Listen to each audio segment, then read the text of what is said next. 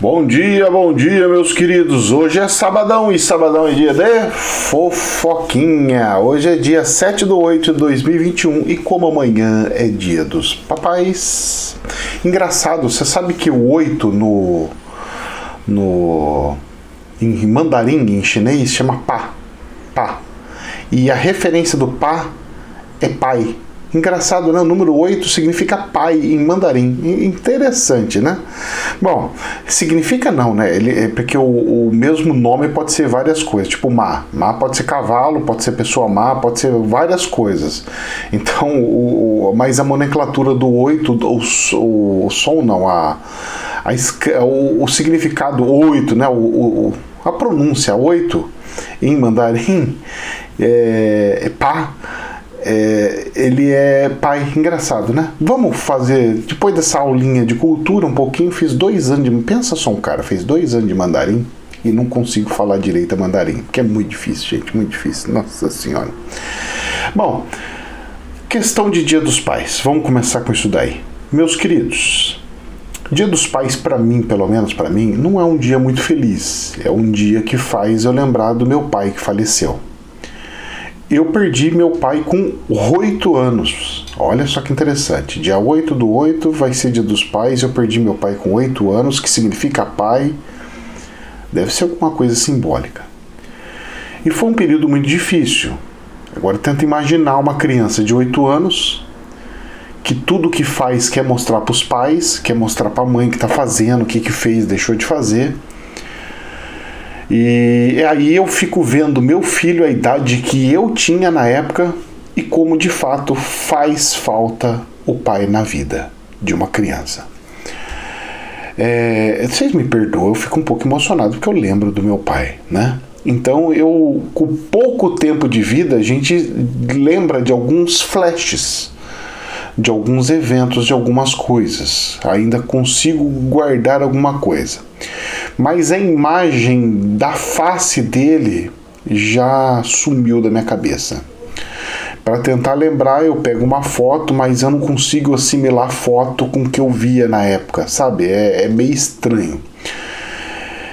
E dentro disso daí, o meu menino, inclusive, faz aniversário agora nesse mês, na próxima semana, antes de virar o signo.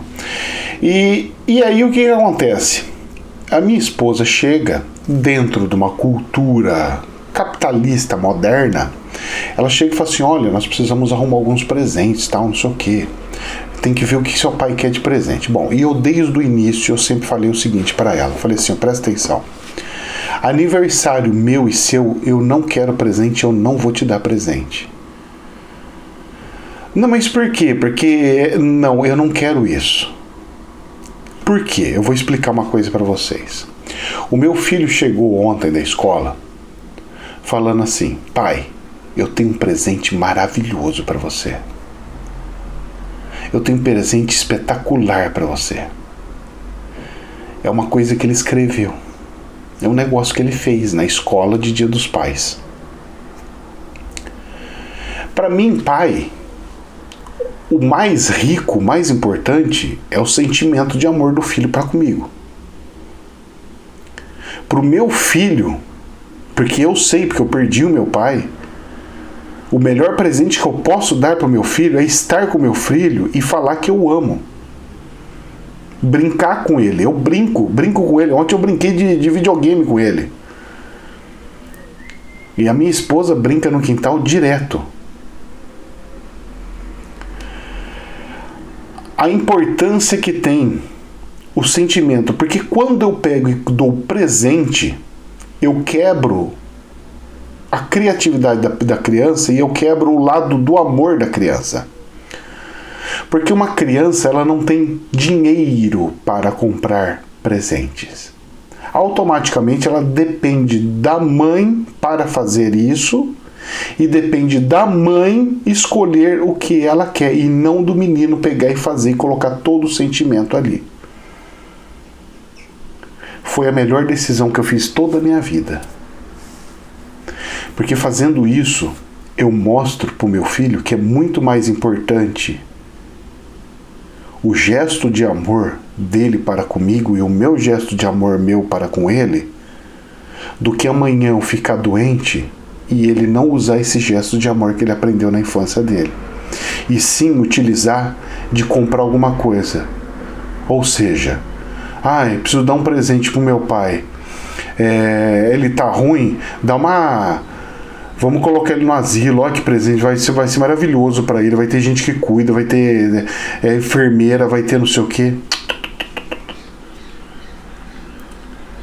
Você pode ter certeza, aqueles que cuidam dos seus pais, o pai sente tão mais intenso sentimento do filho que cuida do pai do que o inverso. Teve gente que já chegou e falou assim pra mim: mas professor, eu tenho pai, eu tenho mãe, já contaram os relatos pra mim. Pô, eu faço tudo pra minha mãe pega e me xinga. Eu faço tudo pro meu pai pega e me enxota, faz não sei o quê. E eu vou falar uma coisa pra você. Eu andei conversando com uns profissionais de psicologia e eu também fazendo um debate para tentar entender o que poderia ser. Não que é, porque nessa área não existe uma verdade absoluta. E nós identificamos que, às vezes, normalmente os pais, eles não querem que os filhos vejam eles naquela situação, para que ele não grave o pai como tá. Tem alguns pais que faz de tudo para que o filho não veja, não esteja ali, porque ele não quer ver os problemas, ele não quer mostrar os problemas pro filho. Porque se o filho ficar muito tempo lá, ele vai descobrir que o pai anda vomitando. Ele vai descobrir que o pai cai de vez em quando. Ele vai descobrir coisas que ele não queria que o filho soubesse.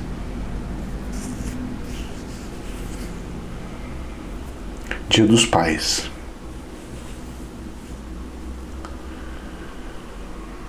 E o Dia dos Pais, para mim, é muito mais representativo do que o próprio Natal. Porque hoje eu não tenho Deus como o meu Salvador. Hoje eu tenho Deus como meu pai, meu paizinho. E eu não sei explicar o sentimento que eu tenho por Deus. Você fala assim pra mim: cara, não sei. Eu só sei que é um sentimento de afetivo, de carinho, de querer o bem. Que Deus abençoe todos os pais. Que os filhos possam ver e ter o amor de todos os pais. E aqueles pais que não sabem amar, que não sabem dar um abraço, que não sabem falar que ama, que Deus abençoe desses também poderem aprender tal coisa. Eu lembro do meu avô, sabe, falando isso daí. Meu avô veio de uma cultura que não aceitava essas coisas. Então eu pegava a mão dele e fazia: benção, pai, benção, avô. Deus te abençoe, meu filho. Como é que o senhor tá? Tá bem e tal, não sei o quê. Eu ia abraçar ele, ele não conseguia pegar e me abraçar. Aí eu abraçava ele e falava: eu te amo muito, viu, vô? Quando eu falava isso, ele quebrava. Eu quebrava ele no meio. E aí ele pegava daquele jeitinho dele, porque ele ficava com os braços todos reto assim para baixo. Aí quando eu falava isso, ele colocava a mão para trás e dava aqueles 3 tapinhas. Tum, tum, tum. Mas você via que surtiu a reação. Ele comunicava falando: olha, eu também. Eu curti muito. Gente, eu não tô falando isso porque coisa, mas é porque sentimento vem, né? Sentimento brota e é tudo mais. Então, o que eu quero do fundo do coração: curtam os seus filhos. Não brigue com seu filho. Não interessa o que caminho que seu filho escolheu. mesmo sendo coisas assim horrorosas, mesmo que ele fazendo coisas horrorosas, deixe com que o amor, no mínimo, faça você fazer oração para eles. Um filho seu desviou alguma coisa? Ele vem aqui só para me explorar, vem aqui por causa desse negócio de droga, vem aqui fazendo não sei o que, só pedir dinheiro, só dinheiro, só dinheiro. Gente, vai mais, é além.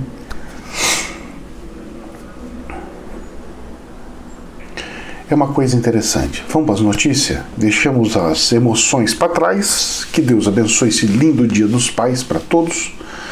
E vamos aqui ver as notícias que nós temos. Ai, Jesus do céu. Vamos lá. Eu também vou bater papo, eu não vou ficar lendo notícias, por isso eu coloquei só 4 notícias aqui. Saiu no Poder 360 o seguinte: Brasil vai importar energia da Argentina e do Uruguai. Primeiro, do Uruguai ele já importa. Eu acredito que eles vão aumentar esta importação. Eu acho que é isso. Agora tem um porém que eu não estou entendendo. Importar energia da Argentina. A Argentina, já essa semana passada, eu falei aqui ainda, ela anunciou uma crise hídrica no país. Ou seja, eles também estão com crise energética lá. Então eu não sei como que a Argentina vai ceder energia para o Brasil. Eu não sei. O que eu sei é que é bem capaz da Argentina tirar a energia dos seus moradores, do povo deles, para vender para o Brasil, porque eles estão precisando de dinheiro. Isso eu acredito que possa até acontecer, mas se acontecer vai ser uma coisa tão calamitosa. Mas vamos ver as cenas do próximo capítulo. Pelo menos foi dada uma autorização para importação. Em casos mais graves, extremos, eu acredito que vai ajudar muito. Poder 360, ou eles vão importar em horários, né? Pode ser isso daí. Eles vão importar em horários que não tem muito pico. Então aí o Brasil deixa de usar um pouco mais as usinas hidrelétricas. Pode ser isso também. Olha, é uma boa saída, né? Porque o fator gerador, ele pode ser constante no dia inteiro, mas o consumo não é constante no dia inteiro. Então você poderia fazer esses suprimentos em períodos para diminuir as hidrelétricas e dar mais fôlego para ela para mais tempo. Muito interessante. Deve ser isso daí que vão fazer, porque a matéria não explica direito.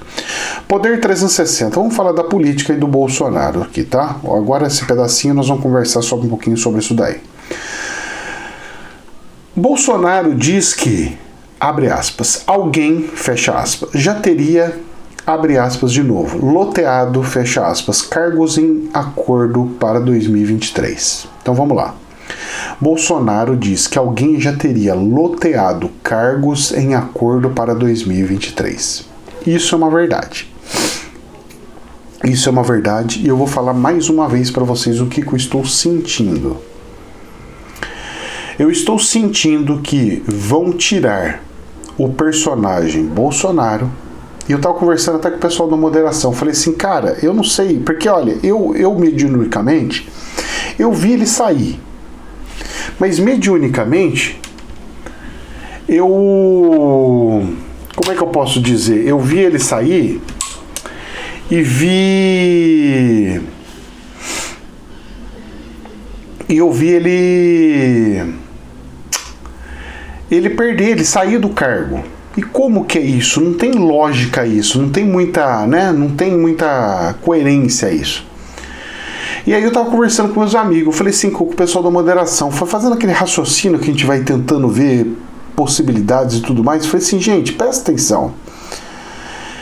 Os caras, para poder tirar ele, afastar ele, sem tirar ele por impeachment, vão pegar e vão colocar o cara como louco. Eles vão vai começar a vir um especialista falando que ele é louco, vai aparecer outro falando que ele é louco, vai aparecer outro falando que é, e vai aparecer gente dando laudo de que ele tá com problema e precisa de tratamento, e precisa de tratamento, e precisa de tratamento, e vão colocar um carimbo e vão colocar uma placa nele falando que é uma pessoa que tá com problema de loucura para tentar interditar ele.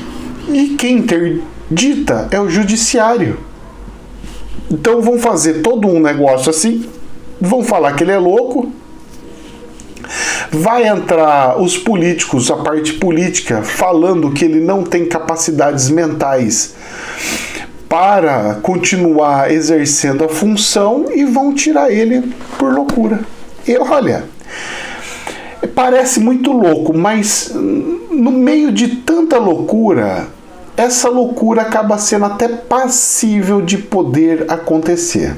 Espero que não, mas eu vou falar para você, eu acho que vai chegar até nesse ponto. Vai chegar até nesse ponto, porque o presidente Bolsonaro, eu posso não gostar muito dele, eu gosto dele, mas eu não gosto dele. Como assim, professor? Eu gosto dele porque ele realmente está deixando nós decidirmos. Questão de vacina, que é o povo que decide, não sei o quê. Ele nos dá liberdade que eu gosto muito. Coisa que a esquerda vai tirar toda, por isso que eu odeio essa esquerda. Porque é um dos princípios das bases da espiritualidade, o livre-arbítrio. Eu escolher o que eu quero fazer da minha vida. Que a esquerda tem o costume de querer cercear isso e tirar isso daí, certo? Que a gente vê até nos dias de hoje alguns governadores fazendo, prefeitos fazendo e tudo mais.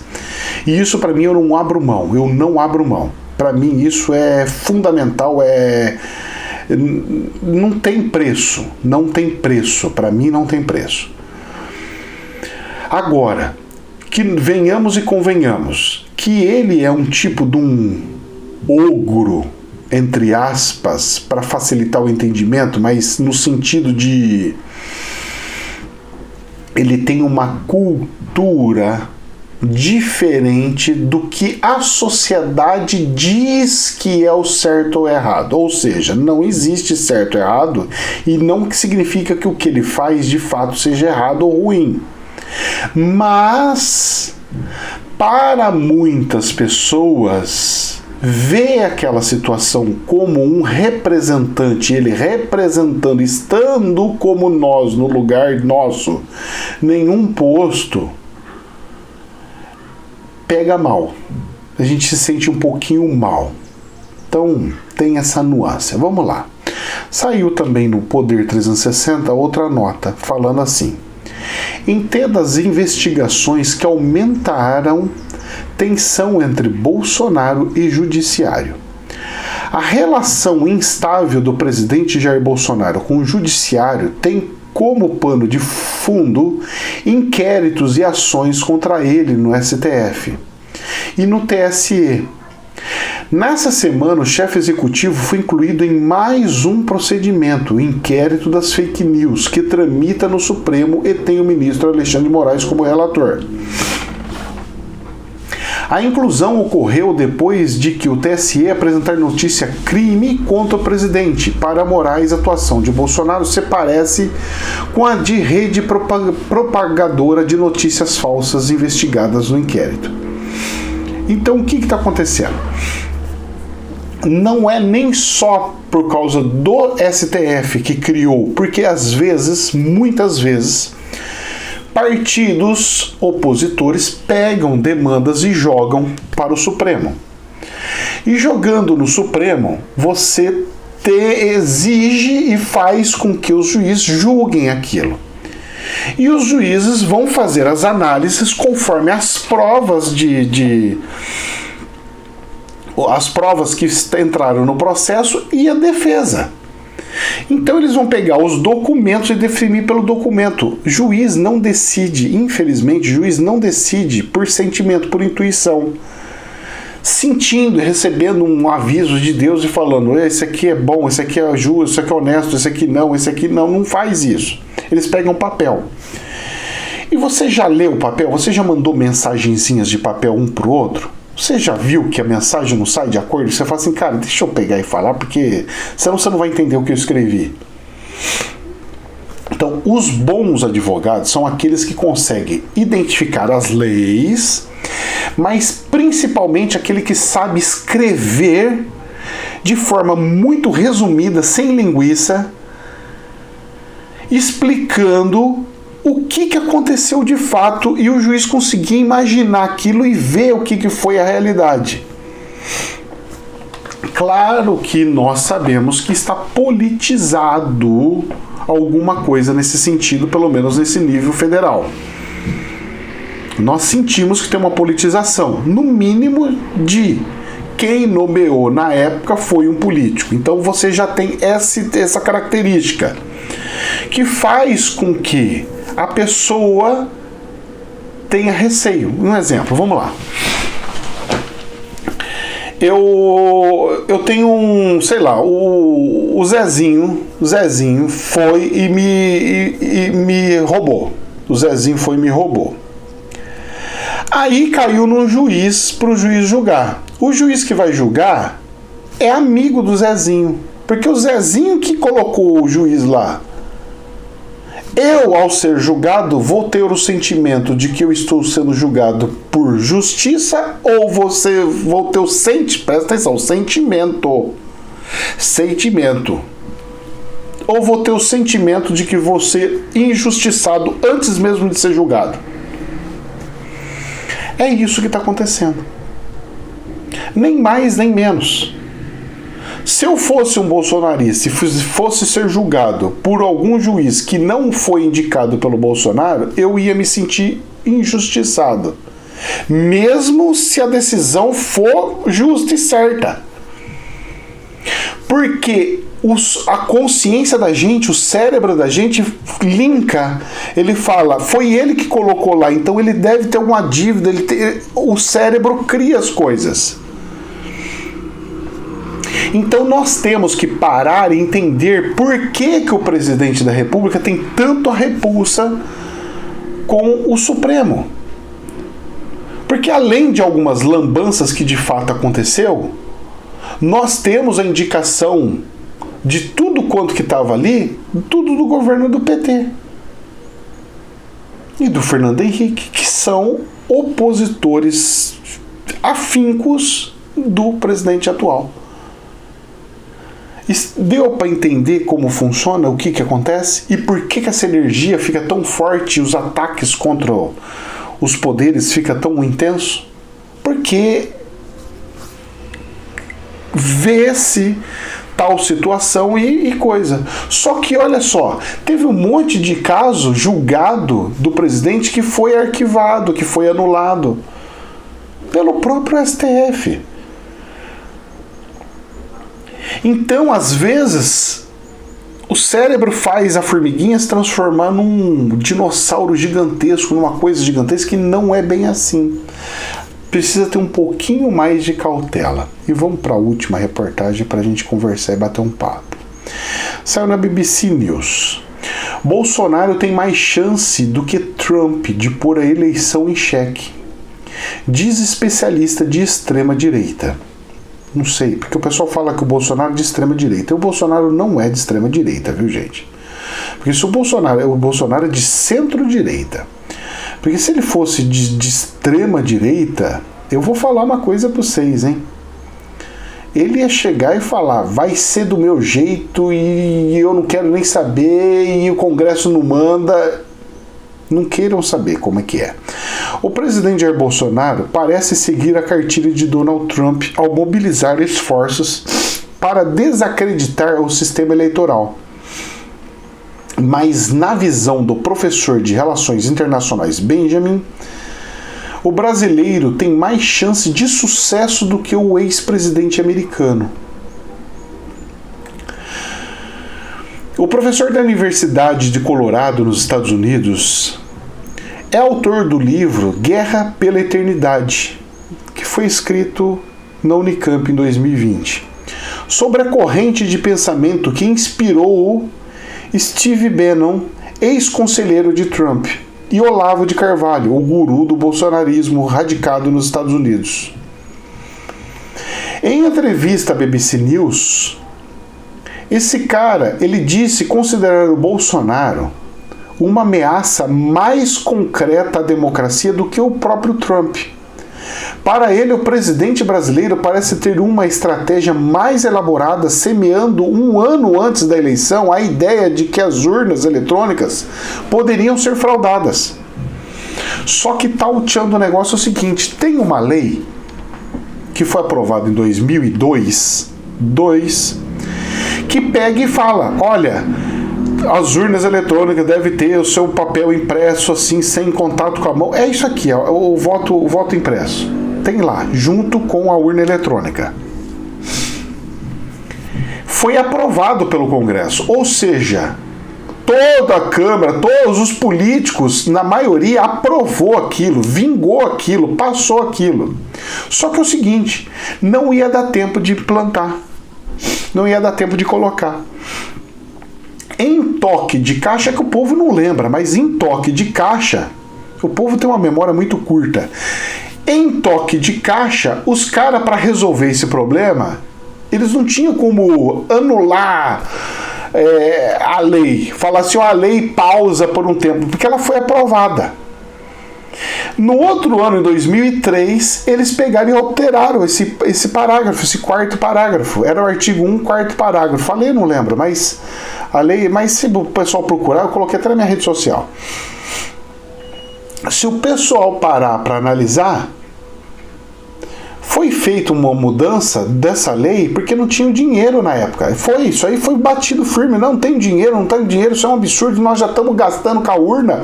Se gastar mais isso, vai ficar um negócio muito caro, tal, não sei o quê. Então eles falam assim, então tudo bem, vamos fazer agora assim. Faz com assinatura digital e, pô, assinatura digital também é válida e tal, beleza. Só que o eleitor não tem acesso a essa assinatura digital, a confirmar depois lá na central que o voto dele está lá mesmo. E ele deveria ter isso. Eu quero ver se o meu voto está aí. Certo? Então, não é uma loucura do presidente. Não é. Isso já foi aprovado em 2002. Ele era deputado, viu? E vou falar mais. E ele disse essa bandeira, ele levantou essa bandeira na campanha dele. Ele só está pegando e fazendo o que ele prometeu que ele ia fazer. Nem mais nem menos. Não é auto de loucura, não. Ele só está fazendo o cumprimento da campanha dele. Nós que votamos nele, ou quem votou nele, ou o Brasil que votou nele, sabia do que ele estava falando na campanha. E por que agora não aceita mais o que ele falava na campanha? Você é bipolar, então na época para você era certo e agora deu loucura na tua cabeça, não é mais? Então, gente, nós temos que tomar muito cuidado com essas coisas. Então é para resolver, resolve, cara. Põe o negócio que já era para ter acontecido em 2002. É impressorinha do lado. A parte da eletrônica tem que modernizar. Você compra seu celular e você pode ficar com seu celular 20 anos, só 2002. 2012, 2022, 20 anos. Você pegar um celular seu, ficar 20 anos com ele, você acha que ele tá bom ou precisa renovar? Ah, precisa renovar, professor. Ah, então a urna não precisa renovar. O seu celular precisa, mas a urna não. Então a eletrônica da urna é assim imutável. Ela vai ficar eternamente. Coisa de eletrônica, cara, tem que ter a mutação, tem que ter a progressão. É assim que funciona. A coisa tem que evoluir, ela não pode parar. O pessoal, para mim, o que eu tô vendo, o que eu estou vendo é agora. Ontem eu vi o Brasília já abriu o processo em cima do Lula. Vai cortar o Lula, vão caçar o Lula. Tirar os direitos eleitorais do Lula. Só estão faltando tirar os direitos eleitorais do Bolsonaro, que vão conseguir de uma forma ou de outra. Porque aí fica livre. Aí o cenário fica livre para o Centrão colocar o candidato dele, que é o que eles querem. E vai acontecer. E aí você vai falar, mas isso é bom, isso é ruim? Cara, eu não quero o Lula. Mas com o Bolsonaro o país também não vai andar. O Centrão entrando, pelo menos flui. E aí, o pessoal que gosta do Bolsonaro tem que fazer o que estava fazendo através dos bastidores, colocando a devida pressão nos bastidores como deputado, como senador, e aprovando e fazendo as coisas. Porque eu não sei se vocês já perceberam, mas quem manda no país são os deputados e os senadores. Não é o presidente, não é o STF. Porque se o STF fizer alguma coisa errada, o Senado vai lá e caça eles. Se o presidente faz alguma coisa errada, eu vou lá e faço o impeachment. Ele não aprova a coisa, não assina, não vai. Quem manda no país é o Congresso. Se quem manda no país é o Congresso, para de querer colocar o representante, e sim a estrutura. Se os caras falam que são de guerra, não sei o quê, eu vou falar pra você, o PT tem muito mais estratégia de guerrilha do que o da direita, dos militares. Desculpa falar, mas a guerrilha da esquerda ela é muito mais eficiente do que os militares da direita. Porque os caras vão aonde eles têm estrutura. E eles entram de um jeito que eles conseguem entrar em CPI, anular a CPI, eles conseguem entrar não sei aonde e anula não sei aonde. Falta muito para aprender, hein? Pessoal, se está querendo continuar nessa pegada, precisa aprender muito, precisa comer muito fubá aí. Gente, somente uma reflexão, jamais a verdade absoluta. Só estou colocando mais coisinhas no ar. Que Deus abençoe, um lindo final de semana, um Dia dos Pais incrível e maravilhoso. E se você também perdeu seu pai como eu perdi, sinta ele, a energia dele, porque isso ninguém pode tirar de você. Deus abençoe a todos. Namastê.